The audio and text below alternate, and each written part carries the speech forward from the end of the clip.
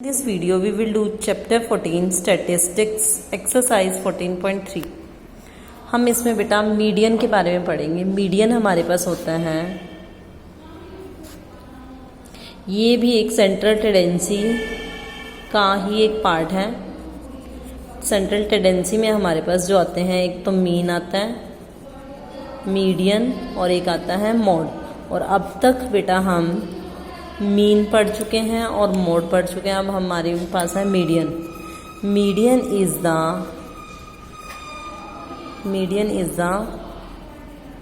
Middle most term. Middle term होती है data की, middle most term of the data की मिडल मोस्ट टर्म होती है। और सबसे पहले इसमें डाटा को असेंडिंग ऑर्डर में लिखते हैं। डाटा को असेंडिंग ऑर्डर में, जैसे डाटा को असेंडिंग ऑर्डर में लिखने के बाद हम क्या करते हैं कि उसमें से मीडियन बताते हैं। जैसे अगर हमारे पास ये है 2, 4, 6, 7, 8, 1, 3, ये इस टाइप का है। तो सबसे पहले हम इसको असेंडिंग ऑर्डर में अरेंज करेंगे। 1, 2, असेंडिंग ऑर्डर सबसे पहले सबसे छोटा, फिर उससे बड़ा, फिर उससे बड़ा, फिर उससे बड़ा, फिर उससे बड़ा। तो इस तरह से हम नंबर ऑफ टर्म्स काउंट करेंगे। 1, 2, 3, 4, 5, 6, 7। नंबर ऑफ टर्म्स क्या है? 7 है। इट इज़ ओड है। ओड होने की वजह से फॉर्मूला क्या लगता है? n+1/2। n+1/2 मतलब 7 + 1/2 मीन्स 8/2। 8/2 का मतलब क्या है? 4। तो हम फोर्थ टर्म देख लेंगे, फर्स्ट, सेकेंड, थर्ड, फोर्थ। तो फोर्थ टर्म हमारे पास आ जाएगी। फोर्थ टर्म क्या है? 4। तो मीडियन आ जाएगा हमारे पास 4। तो मीडियन क्या हो जाएगा?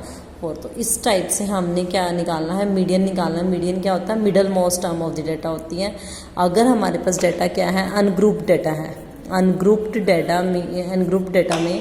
अनग्रुप्ड डाटा मतलब कि एक सीक्वेंस नहीं बन रहा, कि इकट्ठी टर्म्स नहीं है, अलग अलग हैं। तो सबसे पहले आपने उसको असेंडिंग ऑर्डर में लिखना है, फिर नंबर ऑफ टर्म्स चेक करनी है। अगर वो ओड है तो फॉर्मूला लग जाएगा n+1/2। तो जो टर्म आएगी वही आपका क्या होगी? मीडियन। इसके बाद अगर if number of terms is even then n/2 + 1 is the formula. तो फॉर्मूला क्या हो जाएगा? n/2 + 1। तो ये हमारे पास क्या हो जाएगा? इवन के लिए फॉर्मूला। बट जो अब हम मीडियन करेंगे वो मीडियन करेंगे मीडियन ऑफ ग्रुप्ड डाटा का मीडियन निकालेंगे, ग्रुप डाटा का। इसके लिए हमारे पास जो फॉर्मूला होता है, मीडियन का फॉर्मूला होता है L + n/2 - CF/F × H। तो सबसे पहले इसमें आपने वही, जैसे हम क्या करते हैं, मीडियन क्लास चूज़ करते हैं। सबसे पहले क्या चूज़ करनी है? Median class. और मीडियन क्लास वो क्लास होगी, जैसे मॉडल क्लास वो क्लास होती है जिसकी फ्रीक्वेंसी सबसे ज़्यादा होती है, बट मीडियन क्लास वो वाली क्लास होगी। n/2th टर्म चेक करेंगे। n/2th कि पहले जो n है, नंबर ऑफ टर्म्स है टोटल, जो हमारे पास फ्रीक्वेंसी का सम आता है वो क्या हो जाता है? n। उसकी हाफ कर देते हैं। उसको हाफ को चेक करना है कि वो किस नंबर पे लाई करेगा। वही हमारी क्या हो जाएगी? मीडियन क्लास हो जाएगी। उसकी लोअर लिमिट क्या हो जाएगी? L। और उसका n/2 तो बता ही दिया। मीडियन क्लास की जो number of terms divided by 2। CF हम कम्युलेटिव फ्रीक्वेंसी होती है, और F क्या होती है? उसकी फ्रीक्वेंसी होती है। तो इसी का हम बेटा क्वेश्चन नंबर 1 करेंगे। वो उसी के बेसिस पे आपको बाकी बचा हुआ पार्ट क्लियर हो जाएगा। क्वेश्चन नंबर 1 हमारे पास क्या है? The following frequency distribution gives the monthly consumption of elasticity of 68 customers of a locality. Find the median, mean and mode of the data. तो हम इस क्वेश्चन में मीडियन निकालेंगे, मीन और मोड आप अपने आप निकालेंगे। तो हमारे पास क्या स्टेटमेंट है? मंथली एक्सपेंडिचर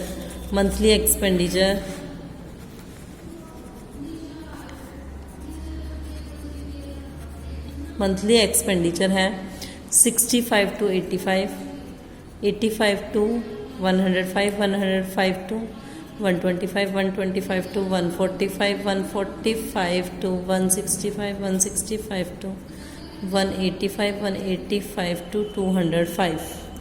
तो हमारे पास ये हो गया। और इसमें मंथली एक्सपेंडिचर जिसका 65 से 85 के बीच में है, तो वो कितने हैं 4, फिर 5 है 85 से 105 के बीच में, 105 से 125 के बीच में 13 है, उसके बाद 20 है, उसके बाद 14 है, उसके बाद 8 है और उसके बाद 4 है। Number of customer. तो इसके बाद आपका इसमें मीडियन क्लास में एक और स्टेप आता है कॉमुलेटिव फ्रीक्वेंसी। कॉमुलेटिव फ्रीक्वेंसी निकालनी है। कॉमुलेटिव फ्रीक्वेंसी में आपको समझा देती हूँ कैसे निकलेगी। इसको शॉर्ट फॉर्म में हम CF भी बोलते हैं। C stands for cumulative, F for frequency. अब 4 जो है फर्स्ट टर्म है उसको ऐसे ही लिख देना है, 4 का 4 आ जाएगा। अब ये 5 है, इसमें पहले वाला नंबर 4 ऐड करना है। 4 + 5 = 9। 5 सेकेंड वाले नंबर में पहले वाला नंबर ऐड करना है। ऐसे 13 में पहले वाला नंबर 9 ऐड करेंगे। 13 + 9 = 22 और 20 + 22 = 42 एंड 14 में 42 ऐड करेंगे। 14 + 42 = 56। 56 में हम 8 ऐड करेंगे, हमारे पास क्या आ जाएगा 64। 64 में 4 ऐड करेंगे 68। ऐसे ही हम इधर भी ऐड करके देंगे। 4 5 9 9 और 3 12 12 और 4 16 और 8 24 और 4 28। 2 2 और 1 3 3 2 5 5 और 1 6। ये दोनों टर्म आपके पास इसका n ये है जो हमारे पास फ्रीक्वेंसी का सम आता है। फ्रीक्वेंसी का सम कितना है 68। ये और ये टर्म हमारे पास जो कम्युलेटिव फ्रीक्वेंसी की लास्ट टर्म होती है ये दोनों क्या आनी चाहिए सेम। तो n हमारे पास है 68। सम मतलब नंबर ऑफ कस्टमर, फ्रीक्वेंसी का सम कितना है 68। तो n/2 निकालेंगे 34। n/2 हमारे पास क्या आ जाएगा 68/2 34। तो अब आप ये देखेंगे 34 आपने ये कॉमुलेटिव फ्रीक्वेंसी में चेक करना है कि 34 कहाँ लाई करेगा। 22 और 42 में, 22 और 42 के बीच में क्या आएगा 34 आएगा। और 34 किसके पास है 34 अगर देखें 42 के पास है या 22 के पास है। वैसे आपने जैसे 22 और 34 मतलब इन दोनों के बीच में यहाँ होगा।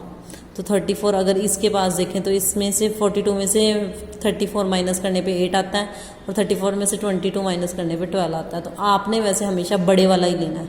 तो 34 से बड़े वाला कौन सा है 42। तो इन दोनों के बीच में लाई कर रहा है। तो आपकी मीडियन क्लास 34 कहाँ से है n/2 लेके 34 आया और 34 नंबर हमारे पास 22 और 42 के बीच में लाई करता है। और ज़्यादा पास किसके है 42 के पास है। तो 42 वाली ही हमारी क्या हो जाएगी मॉडल क्लास हो जाएगी, मीडियन क्लास हो जाएगी। तो हमारे पास मीडियन क्लास हो गई 125 to 145। आई थिंक ये आपको क्लियर हो गया होगा। क्यों ली है, क्योंकि हमारे पास 34 नंबर जो n/2 है वो 22 और 42 के बीच में लाई कर रहा है और आपने जो ज़्यादा पास है वही आपने नंबर ले लेना है। अब इसके बाद हमारे पास इसका मीडियन का फॉर्मूला होता है L + n/2 - CF/F × H। L हमारे पास L लोअर लिमिट इसकी क्या हो जाएगी 125। L 125 + n/2 मतलब 34 - CF आपने वो वाली टर्म लेनी है। CF आपने जो आपने मीडियन क्लास लिया उससे ऊपर वाली टर्म लेनी है। ये क्या होगी 22। CF में ही मीडियन क्लास से ऊपर वाली टर्म ले लेनी है। बाय में F मतलब मीडियन क्लास की फ्रीक्वेंसी 20 × H क्या होगा इन दोनों के बीच का डिफरेंस। 125 +